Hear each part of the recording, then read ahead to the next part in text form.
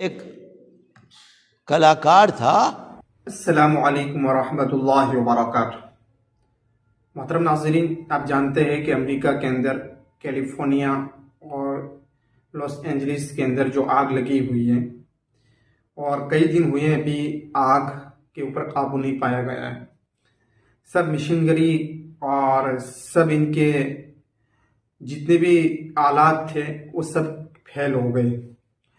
دوستو، آگ کیسے لگی، کیا ہوا، کس وجہ سے آگ لگی، کیا اللہ کا عذاب ہے یا اللہ رب العزت کا عذاب ہے یا کچھ اور ہوا ہے، اس کے بارے میں ایک بہت بڑے مولانا نے بہت زبردست بیان دیا ہے جو سننے کے لائق ہے۔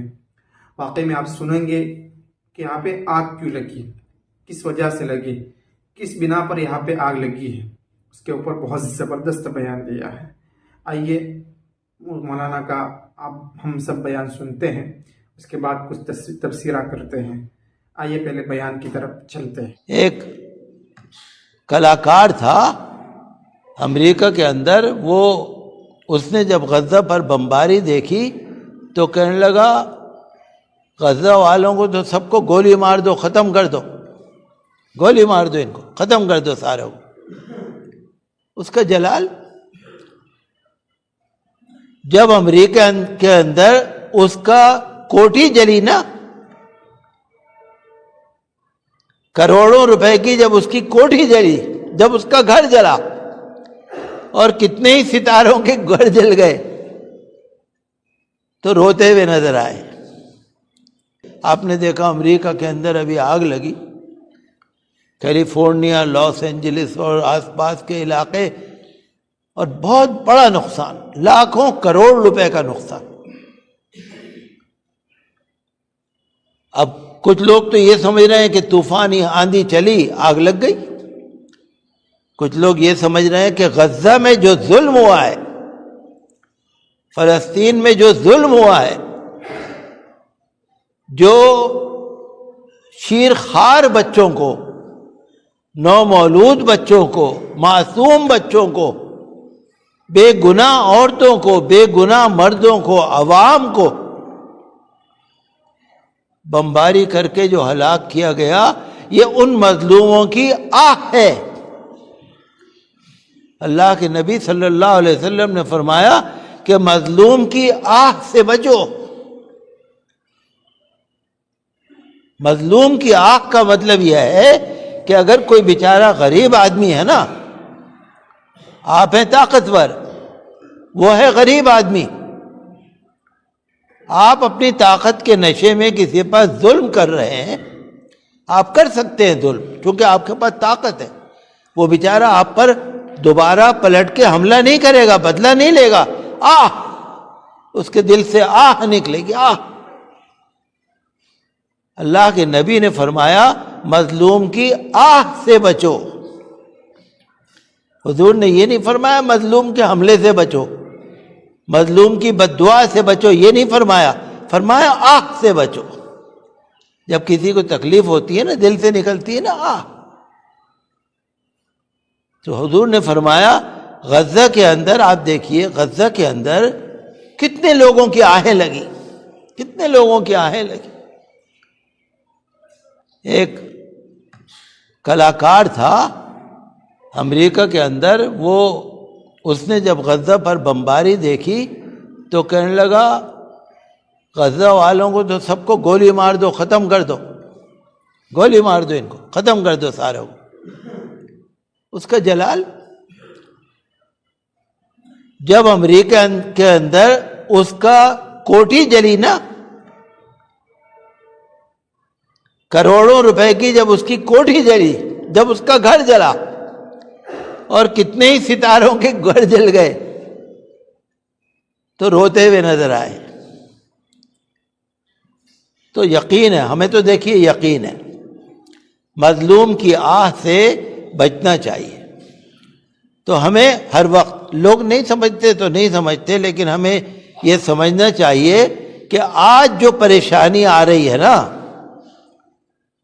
کہیں نہ کہیں وہ ہمارے برے اعمال کا نتیجہ ہے۔ تو آپ نے دیکھا تھا نا، جیسے آپ نے دیکھا تھا یہ بڑی آزمائش آئی تھی ساری دنیا پر، بڑی آزمائش،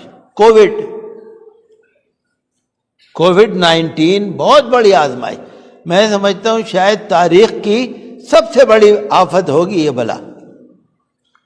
چائنا سے چل کے ساری دنیا میں پھیلا، آپ سوچ بھی نہیں سکتے.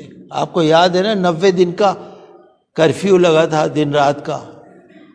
کتنی آفت آئی تھی امریکہ میں، ملکوں میں، یورپ میں، ہر جگہ ہاہاکار مچی ہوئی. اور اللہ کا کرنا یہ ہوا کہ اس زمانے میں لوگوں کو یہ بیماری پھیلی بھی بہت اور لوگ مرے بھی بہت، اور قبرستانوں میں لائن لگی ہوئی اور شمشان گھاٹوں پہ لائن لگی ہوئی اور لوگوں کی لاشیں رکھی ہوئی. لوگ تو شمشان گھاٹ میں اپنی لاشیں چھوڑ کے بھاگ گئے. آپ نے سنا ہوگا وہاں پر کئی گنگا کے کنارے لوگوں نے کنارے ریتوں کے اندر دبا دیے. کیا آفت، آزمائش. تو اب کوئی تو یہ سمجھتے ہیں کووڈ بیماری آئی چلی گئی، کوئی یہ سمجھتے ہیں کہ یہ اللہ کی آزمائش ہے، یہ اللہ کی دی ہوئی تکلیف ہے، یہ ہمارے اعمال کا نتیجہ ہے. فرق ہے نا. جنہوں نے خالی بیماری سمجھا انہوں نے بیماری سمجھ کے گزار دیا، مر گئے، جی گئے.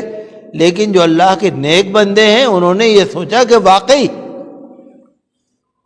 ہمارے اعمال ایسے ہیں جس کی وجہ سے یہ تکلیف ہمیں پہنچ رہی ہے، ہم اللہ سے توبہ کریں.